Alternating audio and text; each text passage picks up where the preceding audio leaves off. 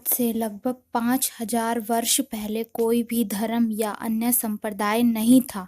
न हिंदू, न मुस्लिम, न सिख और न ईसाई थे। केवल मानव धर्म था।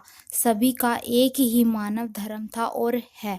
लेकिन जैसे जैसे कलयुग का प्रभाव बढ़ता गया, वैसे वैसे हम सब में मतभेद होता गया। इसका कारण सिर्फ यही रहा कि धार्मिक कुल गुरुओं द्वारा शास्त्रों में लिखी हुई सच्चाई को दबा दिया गया, जिसके परिणाम स्वरूप आज का एक मानव धर्म के 4 धर्म और अन्य अनेक संप्रदाय बन चुके हैं, जिसके कारण आपस में मतभेद होना स्वाभाविक ही था। सभी का प्रभु भगवान राम अल्लाह एक ही है।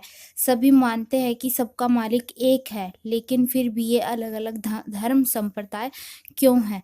यह बात बिल्कुल ठीक है कि सभी का मालिक रब खुदा अल्लाह गॉड एक ही है, जिसका वास्तविक नाम कबीर है और वह अपने सतलोक में मानव सदृश रूप में आकार में रहता है। लेकिन अब हिंदू तो कहते हैं कि हमारा राम बड़ा है, मुस्लिम कहते हैं कि हमारा अल्लाह बड़ा है, ईसाई कहते हैं कि हमारा ईसा मसीह बड़ा है और सिख कहते हैं कि हमारे गुरु नानक साहिब जी बड़े हैं। ऐसे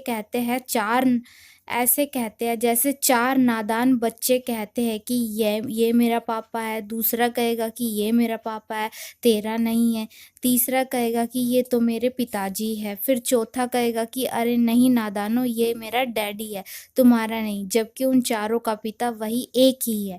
इन्हीं नादान बच्चों की तरह आज हमारा मानव समाज लड़ रहा है।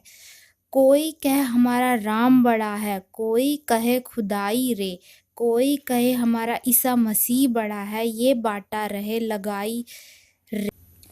वेद, गीता, कुरान, गुरु ग्रंथ साहिब लगभग सब मिलते जुलते ही है। गीता जी चारों वेदों का संक्षिप्त सार है। इसी प्रकार कुरान और बाइबल एक ही शास्त्र समझो। दोनों लगभग एक ही संदेश देते हैं कि उस कबीर अल्लाह की महिमा का बयान कर, जिसकी शक्ति से ये सब सृष्टि चल रही है। कुरान शरीफ में सूरत फुरकानी नंबर 25 की आयत नंबर 52 से 59 तक में कबीरन, खबीरा, कबीरू आदि शब्द लिखकर उसी अल्लाह की पाकी बयान करो, जो 6 दिन में अपनी शक्ति से सृष्टि रचकर 7वें दिन तख्त पर जा बिराजा, अर्थात सतलोक में जाकर विश्राम किया। वह अल्लाह प्रभु कबीर है। सभी संतों व ग्रंथों का सार यही है कि पूर्ण गुरु, जिसके पास तीनों नाम हो और नाम देने का अधिकार भी हो, उससे नाम लेकर जीव को जन्म मृत्यु रूप से रोग से छुटकारा पाना चाहिए। कबीर देव ने अपनी वाणी में कहा है कि एक जीव को काल साधना से हटाकर पूर्ण गुरु के पास लाकर संत उपदेश दिलाने का पुण्य इतना होता है कि जितना करोड़ों गाय बकरे आदि प्राणियों को कसाई से छुटवाने का होता है, क्योंकि यह अबोध मानव शरीरधारी प्राणी गलत गुरुओं द्वारा बताई गई शास्त्र विरुद्ध साधना से काल के जाल में फंस रहा है। न जाने कितने दुखदायी 84 लाख योनियों का कष्ट झेल रहा है।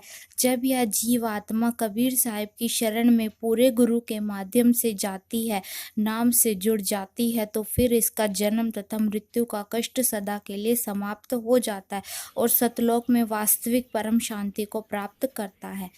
अब प्रश्न आता है कि आजकल गुरु ज्यादा से ज्यादा शिष्य बनाकर अपनी योग्यता का प्रमाण दिखाते हैं, अर्थात हर कोई 4 कथा सीख लेता है और कहता है कि मैं भी नाम दे देता हूँ और भोली भाली आत्माओं को काल के जाल में डाल देता है, क्योंकि शास्त्रों के विरुद्ध नाम उपदेश देने वाले और जपने वाले भी सब निश्चित ही नरक के अधिकारी होंगे और उनको नरक में उल्टा लटकाया जाएगा।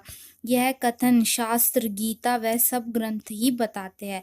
इस कथन को सिद्ध करने के लिए एक संक्षिप्त कथा भी बताई गई है। वो कथा जानने के लिए बने रहिए आप मेरे चैनल के साथ। जल्द ही मिलते हैं। धन्यवाद।